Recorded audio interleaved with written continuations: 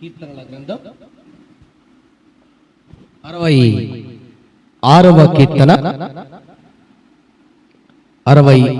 కీర్తన 5వ వాక్యాన్ని చదువుదాం. దేవుని ఆశ్చర్య కార్యములు చూడరండి, నరుల ఎదుట ఆయన జరిగించు కార్యములను చూడగా ఆయన భీకరుడై ఉన్నాడు. క్రీస్తునందు ప్రియమైనటువంటి దేవుని బిడలరా, దైవ జనాంగమా, చదవబడినటువంటి లేఖనములో దేవుడు ఆశ్చర్య కార్యాలు చేసేవాడని, చేసినవాడని, దేవుడు అద్భుతాలు చేసినవాడు, చేయబోతున్నవాడు, చేస్తున్నవాడని, దేవుడు భీకర కార్యాలు జరిగించువాడని అక్కడ చదవబడినటువంటి లేఖనంలో మనం చూస్తూ ఉన్నాం. అది ఎవరి ఎడల? నరుల ఎడల,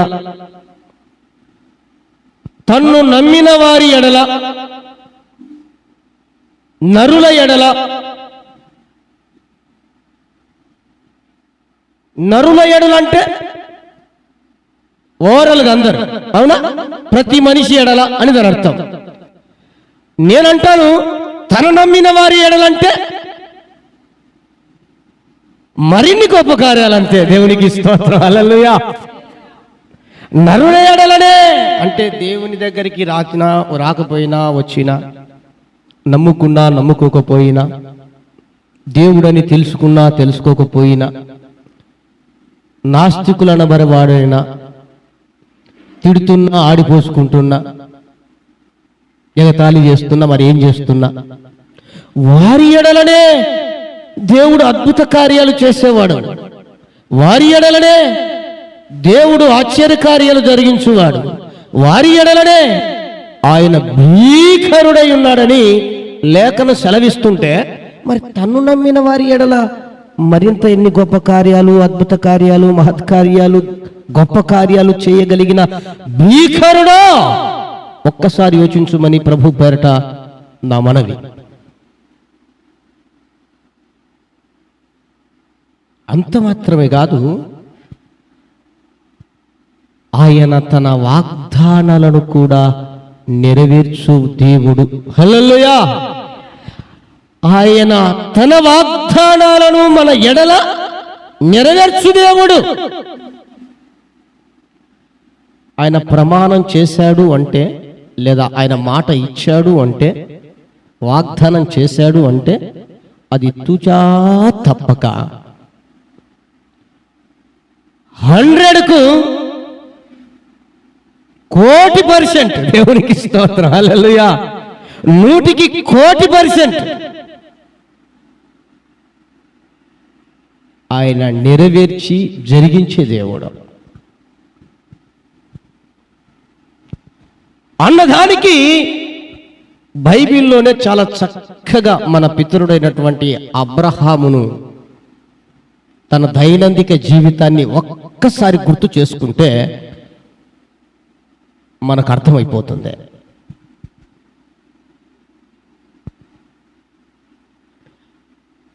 ఆయన మాట ఇచ్చి నెరవేర్చే దేవుడని, వాగ్దానం చేసి ఆయన కార్యం జరిగించే దేవుడని అనటానికి అబ్రహామే మన పితరుడే నిదర్శనం. అబ్రహాము పిలిచాడు అబ్రహామును, నేను నిన్ను ఆశీర్వదిస్తాను. అంత మాత్రమే కాదు, నువ్వు ఎవరిని ఆశీర్వదిస్తావో వారిని ఆశీర్వదిస్తాను. అంత మాత్రమే కాదు,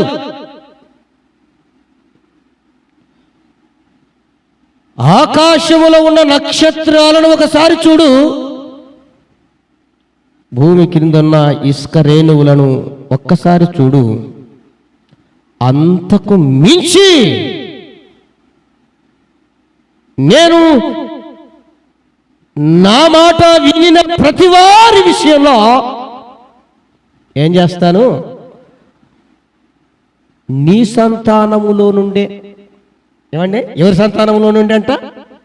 అబ్రహాము సంతానములో నుండే ఆశీర్వదిస్తాను, అభివృద్ధి చేస్తాను, విస్తరింపజేస్తాను అని మాట ఇచ్చాడు. ఈరోజు నేటి క్షణం వరకు మనం అబ్రహాము కుమారులముగా, కుమార్తెలముగా పిలువబడుతున్నాం. అవునా కదా?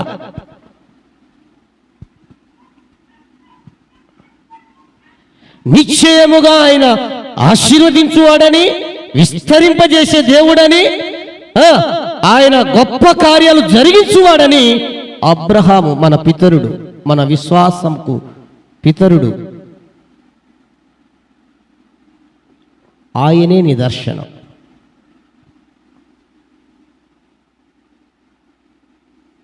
అట్టి దేవుణ్ణి కలిగి ఉన్నటువంటి నీవు, నేను, మనము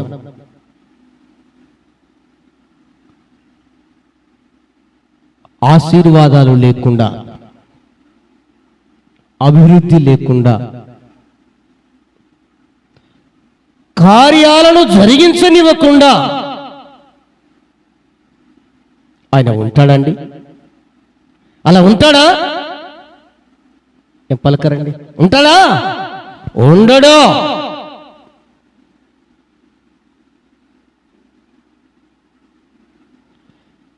ఆ రోజునే అబ్రహాముకు చెప్పాడు, నేను ఆశీర్వదిస్తాను, నిన్నే కాదు నువ్వు ఆశీర్వదించే వారిని ఆశీర్వదిస్తాను, వారినే కాదు ఈ భూమి మీద ఉన్నటువంటి వారు నీ సంతానం నుండి వస్తారు, వారిని ఏం చేస్తా?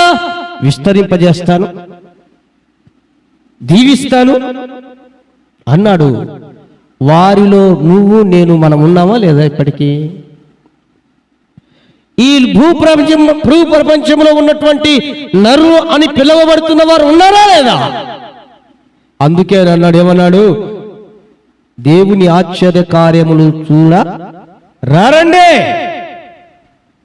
నరుల ఎడల అన్నాడు. ఇక్కడ ఉన్నటువంటి భూమి మీద ఉన్నటువంటి ప్రతి మనుషుడు అబ్రహాము సంతానం నుండి వచ్చిన వారే. అబ్రహాం ఎక్కడి నుంచి వచ్చాడంటే ఇంకపోతే లోతుకు గుర్తొస్తుంది, ఆది కాలంలోనే ఆదాము అవల గోతి నుండి వచ్చిన వాళ్ళమే అని.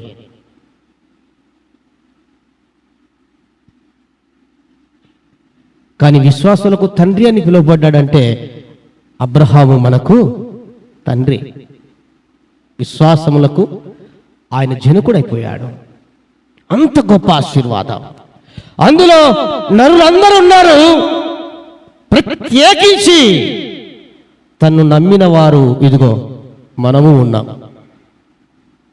వారి ఎడలనే అద్భుతాలు, ఆశ్చర్యకార్యాలు, గొప్ప కార్యాలు, భీకర కార్యాలు జరిగించే దేవుడై ఉంటే మరి నీ ఎడల, మన ఎడల ఆయన అంతకు మించి గొప్ప కార్యాలు చేస్తాడా లేదా? చేసి తీరుతాడంతే, చేసి తీరుతాడు. ఎందుకంటే ఆయన మాట తప్పే దేవుడు కాదు, మాట మార్చే దేవుడు కాదు, మారని దేవుడు ఆయన, మార్పు లేని దేవుడు ఆయన, ఎంతైనా నమ్మదగిన దేవుడు మనం ఆరాధిస్తున్నటువంటి నజరేయుడైన యేసు. ఆమేన్, హల్లెలూయా. అంత గొప్ప దేవుడు. అందుకు ప్రియ దేవుని బిడలారా, మనం ఆశీర్వాద విషయం కానీ, అభివృద్ధి విషయం కానీ, కార్యాల విషయం కానీ, లేదా ఇంకొకటి వగేరా వగేరా వాటి విషయమై పెద్దగా ఆలోచించాల్సిన అంత అవసరత లేదు. నువ్వు ఆలోచించాల్సింది, నువ్వు గుర్తించాల్సింది, నువ్వు గ్రహించాల్సింది ఒక్కటే. అబ్రహాము దేవుడైనటువంటి ఆ దేవదేవుణ్ణి నీ దేవునిగా కలిగి ఉండటమే. అందుకే చూడండి, అబ్రహాముకు పుట్టినటువంటి ఇస్సాకుకు పుట్టినటువంటి యాకోబును కూడా అందులో రాయబడిన లేఖన సత్యాన్ని గమనిస్తే అబ్రహాము దేవుడా, ఇస్సాకు దేవుడా, యాకోబు దేవుడా. నేను అంటాను, నా దేవుడా. నీ పేరు పెట్టుకొని నువ్వు కూడా అనొచ్చు, దేవునికి స్తోత్రం, హల్లెలూయా హల్లెలూయా అని చెబుతూ నాకు చాలిన దేవుడా అని పిలవచ్చు. అప్పుడు ఆటోమేటిక్గా మన కార్యాలు ఏంటో, జరగవలసిందేమిటో, జరిగించవలసిందేమిటో, చేయవలసిందేమిటో ఆయనకు తెలుసు. చేసుకుంటూ వెళ్తాడు. ఆయన పని ఆయనది. ఆయన పని కూడా నీవే నీ మనసులో పెట్టుకొని నువ్వెంతో బాధపడుతున్నావు, నువ్వెంతో దిగులు పడుతున్నావు, నువ్వెంతో దడపడుతున్నావు, కొన్ని సందర్భాల్లో తేడా పడుతున్నావు.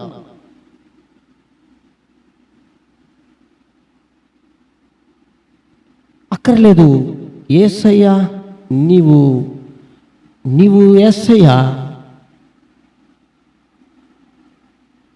ఇరుగురు కూడా, మనము యేసయ్యా ఇరుగురం కూడా కలిగి ఉంటే గినక, ఆ దిశలో ప్రయాణం చేయగలిగితే గినక ఖచ్చితంగా కార్యాలు ఆయనే జరిగిస్తూ వెళ్తాడు. హల్లెలూయా. అది ఏదైనా కానివ్వండి, ఏదైనా కానివ్వండి, ఏదైనా కానివ్వండి, ఏ కార్యమైనా కానివ్వండి. నీవు ఆలోచించి ఆలోచించి ఆలోచించి ఆలోచించి చించి అని గుడ్డలు దించుకోవడం తప్ప ఏం చేయగలవు? నేనైనా, నువ్వైనా, మరెవరైనా, భక్తులైనా, పోనీ ఇతరులైనా. బైబిల్లో రాయబడింది, నీ ఎంట్రుకను ఒకటి తెలుపుగా చేసుకోలేవు, నలుపుగా చేసుకోలేవు, గోద్రేజ్ వారి కలర్ వాడితే తప్ప.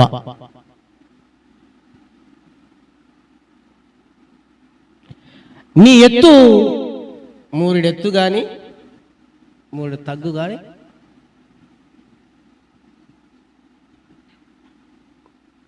అయినా కూడా మన చింత అంతా, మన ఆలోచన అంతా ఏంటి?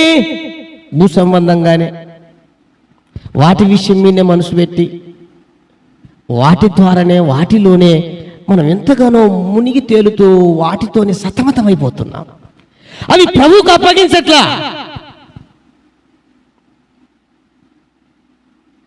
అవి ప్రభువు చేతుల్లో పెట్టట్లా. ప్రభువా నువ్వు చూసుకో చెప్పట్లా. నేను నీ దగ్గరకు వస్తున్నా, నేను నిన్ను నమ్ముకున్నా, నీ సన్నిధిలో ప్రార్థిస్తున్నా, నేను అడుగుతున్నా, అవి నువ్వు చూసుకో అని చెప్పట్లా.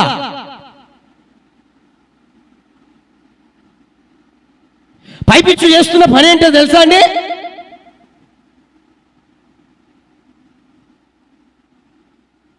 కాస్త శోధన వచ్చి రాలేకపోయినానండి, కాస్త గుండెల్లో భారం బాధ ఎక్కువయ్యి దేవుని సన్నిధిలో ప్రార్థన చేయలేకపోయానండి, శ్రమలో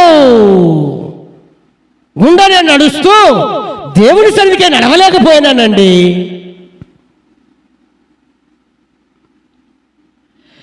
కష్టాలలో ఉండి కన్నీరు దేవుని సన్నిధిలో కార్చలేకపోయానండి. మరి ఎక్కడ కరుస్తున్నావు అంటే మంచం మీద అండి, ఇంట్లో అండి. నా ప్రియ దేవుని బిడ్డలారా, ఇది దాని ద్వారా మనకు ప్రయోజనం లేదు. అదేదో ఏడ్చేదైనా, లేదా మన బాధ అయినా, మన కష్టమైనా, మన శ్రమ అయినా, లేదా మన నష్టమే అయినా, మన అవమానాలే అయినా, మన నిందలే అయినా, మరి ఏదైనా, ఇదిగో నేను కలిగి ఉన్నటువంటి దేవుడు అద్భుత కార్యాలు చేయగలిగిన దేవుడు, ఆశ్చర్య కార్యాలు చేయగలిగిన దేవుడు, మహత్కార్యాలు చేయగలిగిన దేవుడు, ఆయన భీకర కార్యాలు జరిగించే దేవుడు, నేను నాతో ఉన్నాడు అని ఆయన సన్నిధికై వచ్చి ఆయన సన్నిధిని ఆశ్రయించి ఆయన సన్నిధిలో చెప్పుకుంటే ఆయన కాదంటాడా? కాదంటాడా అండి? నేనంట ఒక్క మాట మిమ్మల్ని అడుగుతున్నా, తల్లిగా తండ్రిగా నీ దగ్గరికై నీ కుమార్తె వచ్చి మమ్మీ నాకు ఇది కావాలా మమ్మీ అని అడిగితే నువ్వు కాదంటావా? డాడీ నాకు ఇది కావాలి డాడీ అంటే నువ్వు కాదంటావా? ఎవరైనా అంటారండి? అనేవారు ఉన్నారా? ఎవరు ఉండరు. మరి పరమ తండ్రి నీవు అడిగితే నిన్ను కాదనే దానికి ఆయన మనసు ఉంటుందండి? నువ్వు అడుగుతా ఉంటే ఇది కాదులే బాబు, లేదా నా కుమార్తె ఇది కాదులే అని అంటాడా?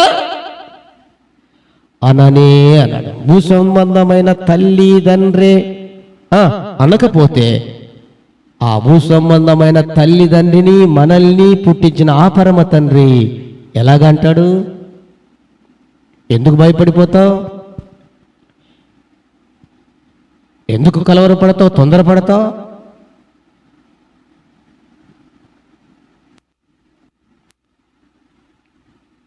ఆయన మాట ఇచ్చాడు, నెరవేరుస్తాడు. ఎంతోమందికి ఈ సంవత్సర వాగ్దానాలు గుర్తున్నాయి?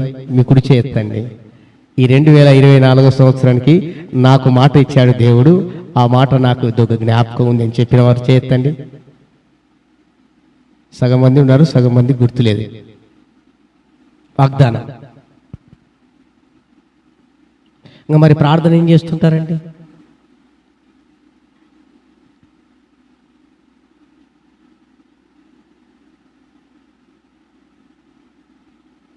సంఘానికి ఇచ్చిన వాగ్దానం, మినిస్ట్రీకి ఇచ్చిన వాగ్దానం గుర్తున్నోళ్ళు దేవునికి స్తోత్రం చెప్పి ఒకసారి చేయొద్దండి.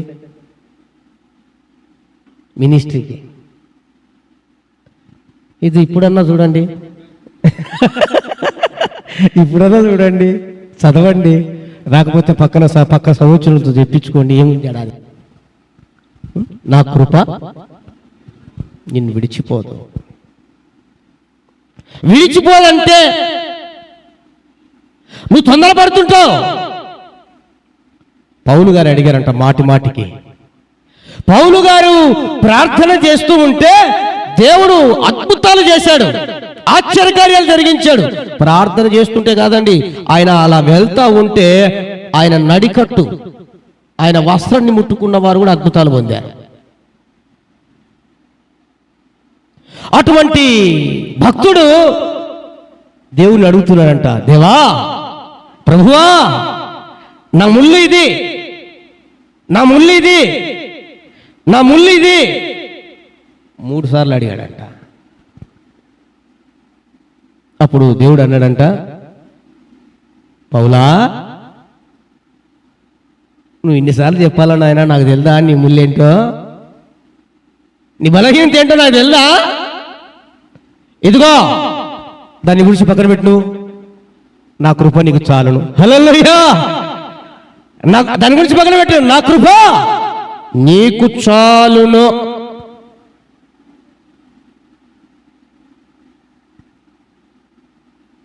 అంత అద్భుతమైనటువంటి దేవుని కృప మనతో ఉంటే, మన బలహీనతలు బట్టో మన ముళ్ళును బట్టో మనము ఈ విశ్వాస జీవిత యాత్రలో కృంగిపోవద్దు, భయపడద్దు. ఈ విశ్వాస జీవిత పోరాటంలో ఏమాత్రం కూడా సన్నగిల్లిపోవద్దు, ఆగిపోవద్దు, అలసట చెందవద్దు. ఆయన అంటాడు, నీ బలహీనతలో నీ ముళ్ళులో ఇదిగో నా కృప నీకు చాలును.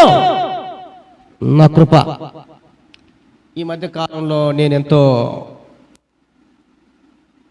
వేదన పొందుతున్నా. ప్రభు సన్నిధిలో నిట్టూర్పులతో ప్రార్థన చేస్తున్నా. మరొకసారి దేవుడు నాకు జ్ఞాపకం చేసిన మాట, నీ చెప్పాను కదా, నేను ఈ సంవత్సరం ప్రారంభంలో నీకు చెప్పాను కదా నా కృప నీకు చాలునని. ఇంతగా ఏడుస్తావే? అని ఆ మాట మరొకసారి నాకు జ్ఞాపకం వస్తూ నన్ను నేను ఆ మాటను బట్టి ధైర్యం తెచ్చుకొని, ఏమండి, ఆ నిట్టూర్పులతో ఏడుస్తున్న నేను ఆనందంతో ఏడవలసిన ఆ సమయం వచ్చేసింది. దేవునికి స్తోత్రం. హల్లెలూయా. దేవుడు అలాంటి కార్యాలు జరిగిస్తాడు. మరి దానికి నిదర్శనం ఇదే. నేను టూకీగా చెప్తాను, ఇంతకు ముందు కూడా చెప్పాను కాబట్టి. అబ్రహాముతో మాట ఇచ్చాడు, నీ సంతానాన్ని నేను వృద్ధి చేస్తాను, విస్తరింపజేస్తాను, వ్యాపింపజేస్తాను, గొప్పగా ఆశీర్వదిస్తానన్నాడు. వారి సంతానమైనటువంటి ఇశ్రాయేలీయులు ఐగుప్తుకై వెళ్ళారు. ఐగుప్తు ప్రజల మధ్య ఉన్నారు. బహు భయంకరమైనటువంటి ఆ స్థితిలో వెట్టి చాకరీ చేస్తున్నారు. వెట్టి పనులు చేస్తూ, వెట్టి చాకరీ చేస్తూ శ్రమ పడుతున్నారు.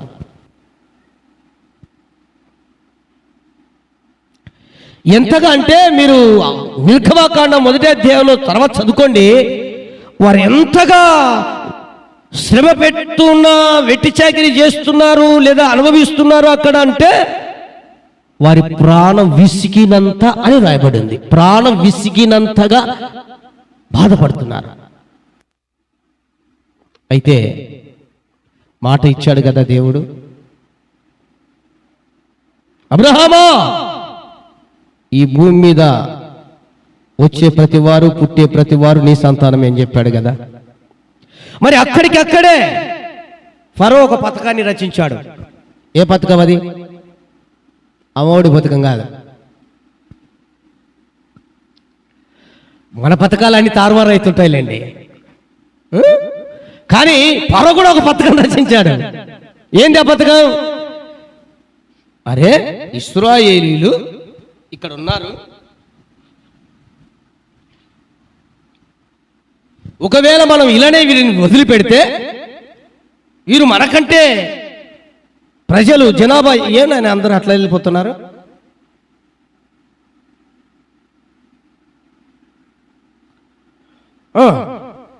మనకంటే ఎక్కువైపోతారు, వారి జనాభా ఎక్కువైపోతే మనకు ఇబ్బంది ఏమో కలుగుతుందేమో అని చెప్పేసి ఒక పథకాన్ని రచించాడు. ఏంటి?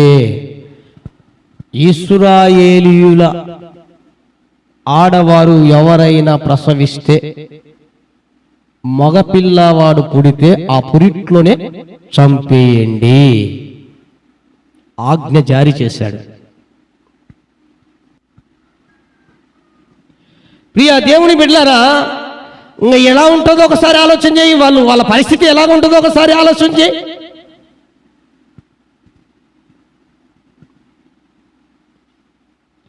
అయితే ఒకటి, వారు చేసిన పని ఏంటో తెలుసా? శ్రమ పెడుతున్నా, వెట్టి చాకిరీ చేయిస్తున్నా,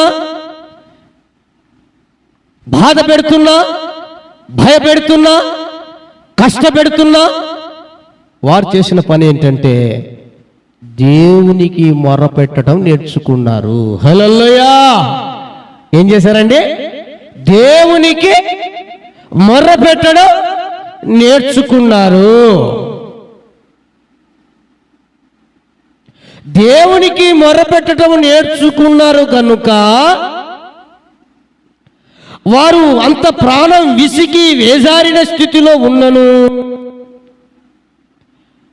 మగపిల్లవాడు పుడితేనే, ఆ స్త్రీలలో ప్రసవించిన వారిలో మగపిల్లవాడు పుడితేనే చంపివేయాలని ఆజ్ఞ ఇచ్చినను,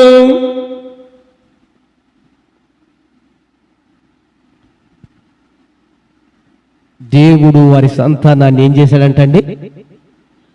అభివృద్ధి చేశాడు, విస్తరింపజేశాడు.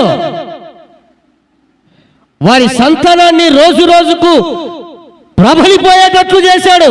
మీరు చదువుకొని కావాలంటే నిర్గమకాండంలో వారిని ఎంత శ్రమ పెడుతూ వచ్చారో, ఎంత కష్టపెట్టి వచ్చారో, ఎంత వేదన పెడుతూ వచ్చారో అంతగా వారు విస్తరించిరి, ప్రబలిరి అని రాయబడింది.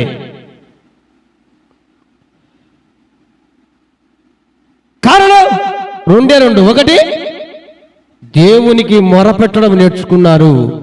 రెండవది,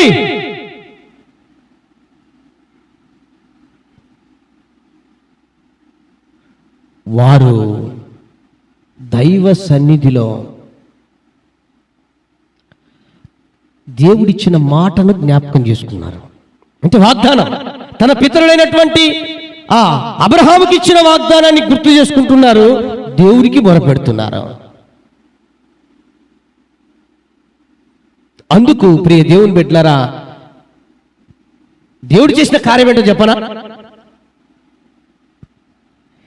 ఎందుకు ఆయన భీకరుడై ఉన్నాడో, తన నమ్మిన వారి ఎడల ఆశ్చర్యకార్యాలు జరిగించు వాడై ఉన్నాడో, అద్భుతాలు చేయవాడై ఉన్నాడో చెప్పనండి. ఆ స్థితిలో ఉంటూ ఉన్నప్పటికీ దేవుని వాగ్దానాన్ని జ్ఞాపకం చేసుకుంటూ దేవుని వైపు చేసి మొరపెట్టినప్పుడు దేవుడు తన మహాసైన్యాన్ని, ఏ సైన్యాన్ని అంట? మహాసైన్యాన్ని. ఏంటి మహాసైన్యం? వీరులా, శూరులా, కుక్కలను, మేకలను, పందులను మేపి బాగా బలిసేటట్లుగా చేసిన వారినా? ఎవరిని? బైబిల్లో మీరు చదివితే, మనం చదివితే అక్కడ ప్రియ దేవుని బిడ్డలారా ఏం రాయబడి ఉంటే, దేవుడు తన సైన్యము అనగా కప్పలు, పేళ్ళు, ఏమండి, ఈగలు, ఇంకా మిడతలు, అలా గుంపులు గుంపులుగా వారి మీదికి పంపించి వేస్తే వారికి కలిగింది ఏందయ్యా అంటే, వారి మీదికే కాదు, వారి మీదికి, వారి జంతువుల మీదికి, పశువుల మీదికి, అన్నిటి మీదికి ఈ గుంపులుగా ఈగలను, ఆ కప్పలను, పేళ్లను పంపించేస్తే వారికి కలిగింది ఏందయ్యా అంటే, పొక్కులు లేసేయడం మొదలుపెట్టాయి. పొక్కులు అంటే తెలుసు కదండి, అవి గీరుకుంటే ఇంకా ఎక్కువైతాయి కానీ తగ్గవు. గొక్కు అంటే పొక్కులు అంటేనే ఏం చేస్తాయి, అవి నవలు ఉంటాయి, మంటలు ఉంటాయి, నవలు చేస్తాయి, అది గీరుకునే కొద్దీ ఇంకా ఎక్కువైపోతుంటాయి పొక్కులు. తర్వాత దద్దులు, తర్వాత దురద. ఒక్క మాటలో చెప్పాలంటే అక్కడ రాయబడిన మాట బాధకరమైన తెగులు. అంటే అది ఇంకా వర్ణించలేనట్టు తెగులు. చూసారా ఎంత ఆశ్చర్యం అండి. మనం అనుకుంటాం చూడగానే వారి కష్టాన్ని చూసి, వారి బాధను చూసి, శ్రమలను చూసి మొరపెట్టిన వెంటనే తన సేవకుడైన మోషేని ఏర్పాటు చేసుకొని పంపించాడు, విడిపించి తీసుకొని వచ్చాడు. సింపుల్గా కట్టే, కొట్టే, తెచ్చే అనేటట్టు మొత్తం 3 ముక్కలు చెప్పేస్తాం. కట్టె, తెచ్చే, కొట్టే అన్నట్లు. కానీ మనం చదువుతూ వెళ్తే పరిశుద్ధ గ్రంథంలో చాలా అద్భుతమైనటువంటి భీకర కార్యాలు మనకు కనపడతాయి. ఎవరిని వాడుతున్నాడు చూడండి. ఫరో సైన్యాన్ని, ఫరో రాజును, ఫరో ఆ యొక్క సామ్రాజ్యాన్ని ఎదిరించడానికో, లేక అధిగమించడానికో, లేక వారి మీద పోరాడడానికో, వారి మీద యుద్ధం చేయడానికో ఏవేవో ఉపయోగించలే. ఏమండి, కప్పలు మనం ఎట్లా చూస్తాం, ఈగలు ఎట్లా చూస్తాం,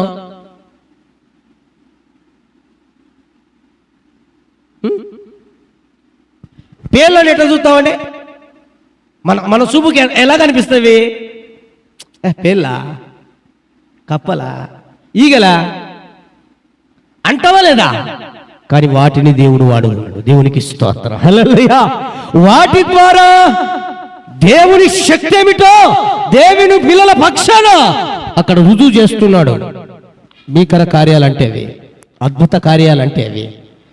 మోసే ప్రత్యక్షంగా పోయి చేయడం ఒక ఎత్తు అయితే, ఒక చిన్న ఈగను మనం ఒక ఏటు కొడితే చచ్చిపోయేది కప్ప, దాని పానం ఎంత? ఏమండి, పేళ్ళు, దాని పానం ఎంత? వాటిని ఉపయోగించి తన పిల్లల పక్షాన ఉండి ప్రియ దేవుని బిడ్డలారా వారికి బాధకరమైన, భయంకరమైన తెగులు తీసుకొని వచ్చాడంట దేవుడు. దేవుని స్తోత్రం చెప్పండి, హల్లెలూయా, హల్లెలూయా. అంత తెగులు తీసుకొని వచ్చాడు. అటు తరువాత ప్రియ దేవుని బిడ్డలారా 3 రోజులు. అద్భుతం ఏంటంటే 3 రోజులు ఇశ్రాయేలీయులు వెలుగులో ఉన్నారు, ఇశ్రాయేలీయులు పగటి వేళ ఉన్నట్లుగా ఉన్నారు, ఐగుప్తీయులేమో అంధకారములో చీకటిలో ఉన్నారు. 3 రోజులు 3 దినాలు పగలు రాత్రి అని తేడా లేకుండా చీకటే. ఎవరికి? ఐగుప్తీయులకు. కానీ ఇశ్రాయేలీయులకు మాత్రం పట్టపగలున్నట్టే. దేవునికి స్తోత్రం, హల్లెలూయా. ఇది వింత కాదా? ఇది ఆశ్చర్యం కాదా?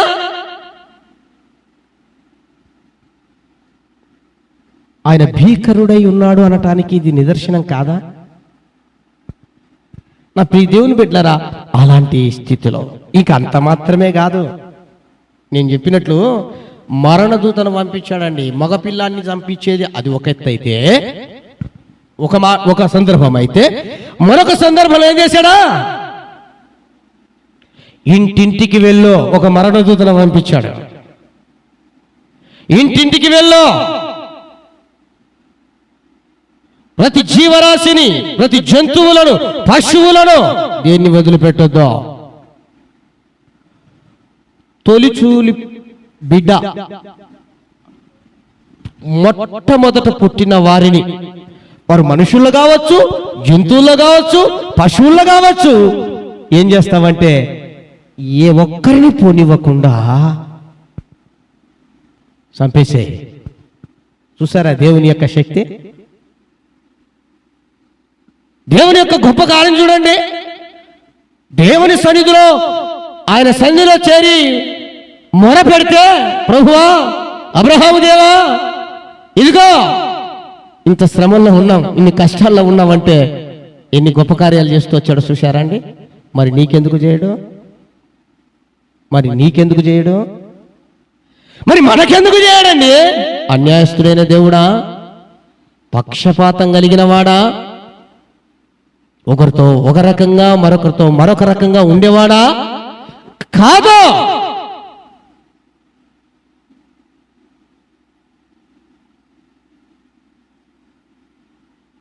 అలా ఉండే దేవుడు కాదు. బైబిల్ రాయబడింది, ప్రియ దేవుని బిడ్డలారా, అలా జంతువుల్లో, మనుషుల్లో, పశువుల్లో ప్రియ దేవుని బిడ్డలారా అలా చంపమని చెబితే, మరణదూత వెళ్ళి ఇంటింటికి వెళ్ళి, వీధుల్లో వెళ్ళి, ఎక్కడికి వెళ్ళినా అక్కడ ఉన్నటువంటి తొలిచూతి వాటిని చంపేస్తే మహాఘోష అంట అండి. ఇక్కడ ఇంకొక మాట నేను జ్ఞాపకం చేస్తున్నాను, నా హృదయానికి తాకిన మాట. నేను చెప్పాను కదండి, నిర్గమకాండంలో చదివితే వారు శ్రమలు, వారు బాధలు, వారి కష్టాలు, వారి పెడుతున్నటువంటి ఆ పరిస్థితులను బట్టి ఏమైందని చెప్పాను? ఎంతవరకు వచ్చింది వాళ్ళ పరిస్థితి అంటే, ప్రాణం విసికి వేజారింది, ప్రాణం విసికింది. అయితే ప్రతిగా దేవుడు చేస్తున్నటువంటి, దేవుని పక్షాన, దేవుని ప్రజల పక్షాన చేస్తున్నటువంటిది చూస్తారా? తన శత్రువుల ఎదుట మహాఘోష తెప్పిస్తున్నాడు. ఒక్క మాట చదవండి, మీకు బాగా అర్థమయ్యే రీతిగా. నిర్గమకాండం 12వ అధ్యాయం 30వ వచనం ఒకసారి చదువుదామా? ఆ రాత్రి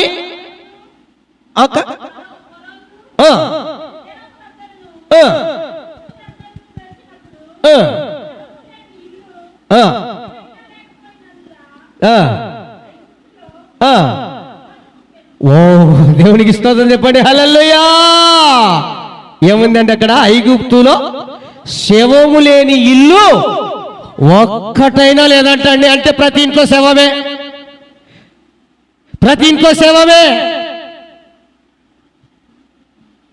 అందుకు అక్కడ ఏం జరిగిందంట? మహా ఘోష పుట్టింది. ఇక్కడ ప్రాణం విసికింది అంతే. అక్కడేం జరిగింది? ఈ రోజున నేను ప్రేమతో దేవుని వాగ్దానాన్ని చేతబట్టి మీకు చెబుతున్నాను. నువ్వు భయపడకు, నువ్విచ్చిన దేవుడు నీకు ఇచ్చిన వాగ్దానాన్ని బట్టి చేతబట్టుకొని దేవుని సన్నిధిలో మొరపెట్టు, ఆయన సన్నిధికి చేరి ప్రార్థన చేయి. నువ్వు ఎవరి ద్వారా కష్టం అనుభవిస్తున్నావో, ఎవరి ద్వారా శ్రమ పొందుతున్నావో, ఎవరి ద్వారా నువ్వు అవమానం పొందుతున్నావో, ఎవరి ద్వారా నీ ప్రాణం విసికి వేసారినంతగా ఉందో వారిని దేవుడు చూసుకొని ఏం చేస్తాడో తెలుసా? ప్రాణాన్నే, నీకు ప్రాణం తీసేయలే, వారు తీసేయడానికి కొంచెం విసికించారంతే. కానీ దేవుడు నీ విరోధులను ఏం చేస్తాడో తెలుసా? ఇంటిలో శవాన్ని లేవనెత్తుతాడు, శవాన్ని వడగొడతాడు. బయట విన్నోళ్ళు ఏమన్నా ఏమంది అంత కనికరం లేదా అనుకుంటారేమో. కనికరం కలిగిన దేవుడే తన బిడ్డల పక్షాన రోషంగా నిలబడే దేవుడు కూడా. హల్లెలూయా! ఆయన ఎంత కనికరం కలిగిన దేవుడో, దయ కలిగిన దేవుడో, కృప కలిగిన దేవుడో, అంతకంటే మించి తన ప్రజల పక్షాన రోషం కలిగిన దేవుడు, పౌరుషము కలిగిన దేవుడు. ఒకవేళ నువ్వు చూసి చూడనట్టుగా ఉన్నా, నీకు చేత కాకుండా మాట్లాడమైనా లేక మౌనముగా ఉండైనా, వారు నీకంటే పెద్దవారో లేక బలం ఉన్నవారో లేక బలగం ఉన్నవారో లేక డబ్బున్నవారో అని అనుకున్నా నీవు మౌనంగా ఉండొచ్చేమో, కానీ నీ పక్షాన ఉన్న దేవుడు మౌనంగా ఉండడు. దేవునికి స్తోత్రం, హల్లెలూయా. మన పక్షాన ఉన్న దేవుడు మౌనంగా ఉండడు, ఆయన కార్యం జరిగిస్తాడు. నువ్వు ఏ శ్రమల్లో ఉండి బాధపడుతున్నావో, ఏ కష్టాల్లో ఉండి బాధపడుతున్నావో, ఏ బాధల్లో ఉండి తట్టుకోలేని స్థితిలో ఉన్నావో, ఒక మాటలో చెప్పాలంటే నువ్వు దేని ద్వారా నీ ప్రాణం విసికి వేజారిందో నాకు తెలియదు. దేవుడు నీ పక్షాన ఉంటానంటున్నాడు. హల్లెలూయా! నీ పక్షాన నేను ఉంటాను. ఆ రోజున అబ్రహాముతో చెప్పిన మాట ప్రకారంగా నా ప్రజల పక్షాన ఉండి ఆ ఫరో సామ్రాజ్యములో ఫరో రాజు ఎదుట ఆ ప్రతి ఇంటిలో శవము ఉండేటట్లుగా పడేటట్లుగా నేను చేశాను. నా ప్రజల పక్షాన నీ పక్షాన నేను ఉండి, ఇదిగో నీ వ్యతిరేకులను, నీ విరోధులను, నీతో ఎవరైతే విరుద్ధంగా ఉన్నారో వారిని నేను నా కార్యాల చేత మొత్తుతాను, నువ్వు భయపడొద్దు అంటున్నాడు. హల్లెలూయా! ఆయన కార్యం జరిగిస్తాడు. అక్కడ ప్రాణం విసికింది కేవలం తన ప్రజలది, ఇక్కడ మాత్రం తన వ్యతిరేకులు ప్రాణాలే తీసేశాడు దేవుడు. అది ఒకటి కాదు, రెండు కాదండి, ఆ శవం లేని ఇల్లే లేదంట. ఇంకా అందులో తొలిసూలు పిల్ల అంటే మొట్టమొదటి పుట్టినవారు లేక పుట్టింటారు పాపం కదా. మరి ఆ ఘోష ఎట్లా ఉంటుందో చూడండి. అందుకనే మహాఘోష అని రాయబడింది. నా ప్రియ దేవుని బిడ్డలారా, అంత ప్రేమ కలిగిన దేవుడు మనం ఆరాధిస్తున్న దేవుడు. ఆయన ప్రేమను అర్థం చేసుకోండి. మన పక్షాన ఉన్న దేవుడు సాదాసీదా మనిషి కాదు, లేక నరుడు కాదు, లేక దేవుల్లో అని పిలబడుతున్న ఒక దేవుడు కాదు. నో, నువ్వు మిస్అండర్స్టాండ్ పక్కన పెట్టేసాయి. ఆయన భీకరుడై ఉన్నాడు. హల్లెలూయా! అంత గొప్ప దేవుడు, అంత అద్భుతమైనటువంటి దేవుడు. మరి మనం ఏం చేయాలంటే ఆయన సన్నిధి చేరి మొరపెట్టాలి. ఆయన సన్నిధి చేరి మొరపెట్టాలి. కష్టాలు వచ్చాయని ఆగిపోతే అక్కడికే నీ జీవితం లేదా నీ పరిస్థితులు అక్కడికక్కడే అట్లనే ఉంటాయి. అవి పోయేవి లేదు, తీరేది లేవు. బాధలు వచ్చాయని నువ్వు ఆగిపోతే ఆ బాధలను నీ గుండెల్లో అలానే ఉంచుకుంటావే కానీ అవి తీరేదానికి అవకాశమే లేదు. శ్రమలు వచ్చాయి అని నువ్వు ఆగిపోతే, లేక విశ్వాసంలో నువ్వు గినుక అలా నిలిచిపోతే నువ్వు అంతవరకే, అవేం తీరవు. నీ ద్వారా, నీ చేత, నా చేత కాదవి.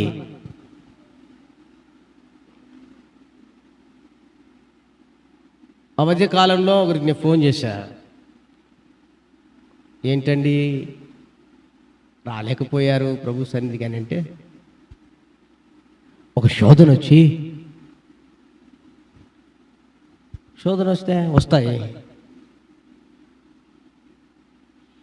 శోధన రాంది ఎప్పుడు? శోధన రావా మనకు? అసలు యేసుప్రభు శోధన రాదని చెప్పాడా? నాకు చెప్పండి. మనలో కొందరిని అడిగితే కష్టాలు వచ్చాయని, కష్టాలు రావని చెప్పాడు యేసయ్య. మన వాళ్ళని కొందరిని అడిగితే బాధలు ఉన్నాయని, బాధలు రావని చెప్పాడు యేసయ్య. మనల్ని కొందరిని అడిగితే సమస్యలు ఉన్నాయని, సమస్యలు రావని చెప్పాడు దేవుడు ఏమన్నా? మన వాళ్ళను కొందరిని అడిగితే ఏం చెప్తారు? మన ఇక్కడ ఉన్న దేవుని బిడ్డలు ఎవరైనా అనారోగ్యం ఉందని, అనారోగ్యం రాకూడదని ఏమైనా దేవుడు చెప్పాడా?